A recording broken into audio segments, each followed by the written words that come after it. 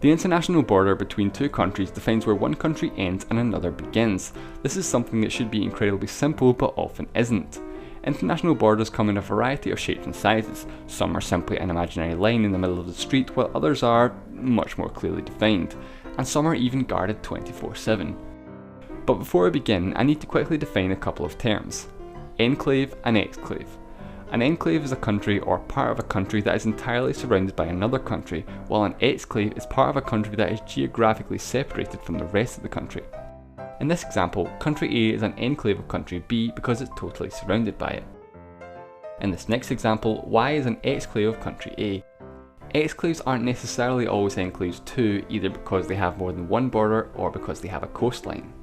Or both.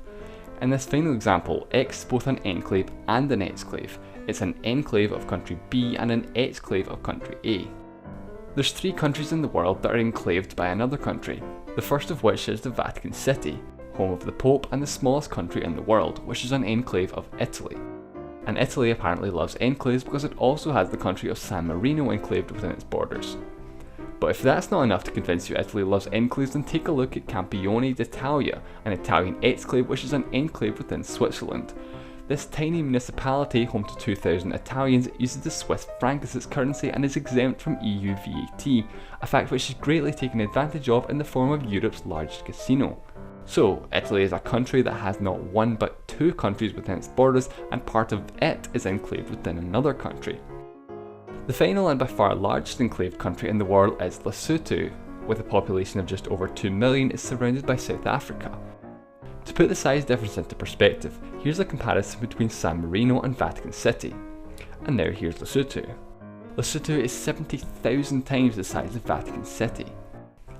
Now, a country within a country is all very well and good, but it's not exactly that complex. So let's take things up a notch. We've looked at enclaves, now let's look at enclaves within enclaves, also known as counter enclaves or second order enclaves.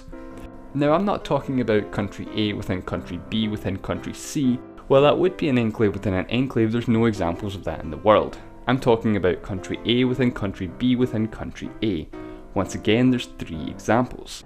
The least complex of which is in the Middle East and the border between the United Arab Emirates and Oman. Here we can see a United Arab Emirates exclave, which is an enclave of an Omani exclave, which is itself an enclave of the United Arab Emirates. And this is the least complex of the 3 examples. Next we move over to Europe, where things start to get a bit ridiculous with the border between the Netherlands and Belgium and the interlocking municipalities of Barle-Nassau and Barle-Hertog, which is a little something like this. In total there are 22 Belgian enclaves and 8 Dutch enclaves, 7 of which are counter enclaves. But these aren't just imaginary lines. Every single inch of the border within the town is clearly marked, letting you know which country you're in. And the border passes through just about anything. It passes through streets, so next door neighbours may not be living in the same country. House numbers clearly indicate which country the residents are living in. It also passes through shops, where you might select your items in one country and pay for them in another. Restaurants and cafes, where different tables are in different countries. Car parks, making it possible to legally park in 2 countries at the same time, and even people's houses. Some residents of Barle wake up in the Netherlands and make their breakfast in Belgium. But which country do these people live in if the border passes right through their house? Well, the answer is very simple. Wherever your front door is, that's what country you live in.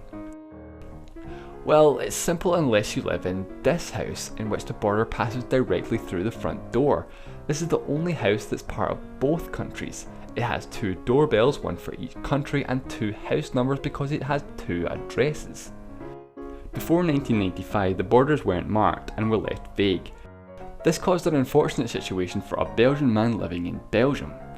Or so he thought, but in 1995, when the border was accurately marked, it was revealed he was actually living in the Netherlands, not Belgium. Legally at this point, he would have to change his address over to the Netherlands, but unwilling to go through the bureaucratic nightmare of having to change which country he pays his taxes to and change which company provides his utilities, he decided against it. He decided instead to move his front door. Genius. Living in Barle might sound like a bit of a nightmare, but it isn't really. Because both countries are part of the EU's Schengen area, borders are completely open, allowing free travel between the countries. And since 2002, both countries use the euro. And there's also no language barrier because Dutch is the official language of northern Belgium. But just when you thought things couldn't possibly get more complicated, wait until you see the enclave complex between India and Bangladesh. This single border alone comprises 80% of the world's enclaves, with 106 Indian enclaves within Bangladesh and 92 enclaves of Bangladesh within India. And of the combined 198 enclaves, 24 of them are second order enclaves. And this border also has the world's only third order enclave. That's right, an enclave within an enclave within an enclave. That is, part of India inside part of Bangladesh inside part of India which is inside Bangladesh. But as ridiculous as this is, unfortunately it's actually a very serious issue and completely different from the situation in Europe. India and Bangladesh don't have open borders, so for the 50,000 people living in the enclaves they're basically trapped. The governments don't provide anything for them, so they don't have access to basic life essentials such as running water, electricity or gas, and there's no schools or hospitals within the enclaves, and the emergency services won't cross any borders, so crime is extremely prevalent. In 2011, the governments of both countries agreed to sort out the enclaves by swapping land, but more than 2 years later and still nothing has changed. However, some small progress has been made. The Timbia Corridor, a narrow strip of Indian land separating the largest Bangladesh enclave from the mainland, has been leased to them by the Indian government, allowing residents to travel to the mainland. Although in saying that, this was first proposed back in 1974 and took nearly 40 years to come to an agreement. Moving away from enclaves now and onto the land that no one wants, which is in the African desert between Egypt and Sudan. Where exactly the border is, however, is debatable. If you ask Egypt, they'll tell you it's here, but if you ask Sudan, they'll tell you it's here. The overlapping border claims create two areas of land, and both countries claim the same land, the Halaib Triangle, leaving the adjacent land unclaimed by both countries. Neither country can claim the land known as Bir Tawil, as they would have to give up their claim to the much more desirable land. If we compare the two pieces of land, the Halaib Triangle is 10 times bigger, has access to the Red Sea and has several settlements and small villages, where Bir Tawil is landlocked and completely uninhabited. The origin of the dispute dates back to 1899, before Sudan was an independent country and was a condominium between the United Kingdom and Egypt known as Anglo-Egyptian Sudan. The border was set at the 22nd parallel. Then, 3 years later, the British drew a new line which they called the administrative boundary, which better reflected the usage of the land. This is because the Egyptian tribe that used the land south of the 22nd parallel and the people living in the Halaib Triangle were culturally more closely related to that of the Sudanese population. Therefore, in 1956, when Sudan became independent, they assumed the administrative boundary was the border, while Egypt assumed it was the 22nd parallel. The triangle is currently administered by Egypt, but most maps simply use a dotted line for the disputed border. Bir Tawil is the only unclaimed land outside of Antarctica. And speaking of Antarctica, this is another place for complex borders. That's right, even a continent with no government or permanent population has international borders. Well, kind of. There are more claims to land than actual borders. Parts of Antarctica are claimed by the United Kingdom, Norway, Australia, France, New Zealand, and this is where things get complicated, Chile and Argentina. The land to the southwest is unclaimed, so basically there's land that's claimed by 3 countries and land that's claimed by no countries at all. The reason no one has claimed it is because of the Antarctica Treaty. Article 4 of said treaty states that the treaty does not recognise, dispute, nor establish territorial sovereignty claims. No new claim shall be asserted while the treaty is in force. The treaty is signed by 50 countries, including all countries that have claims of land on the continent, although Russia and the United States have reserved the right to claim land. This means that any new claims made on the continent will be unrecognised, and basically that all current claimants have no official sovereignty over their claimed land. The final place to look at for complex borders is the island of Cyprus. Now, you'd be forgiven for thinking Cyprus doesn't have any complex borders, or, any borders for that matter, but Cyprus is an absolute minefield of border complexities. The island is split roughly in half by the UN buffer zone, which separate the Republic of Cyprus from the unrecognised self-declared independent country of Northern Cyprus, and then there's the sovereign base areas under British control.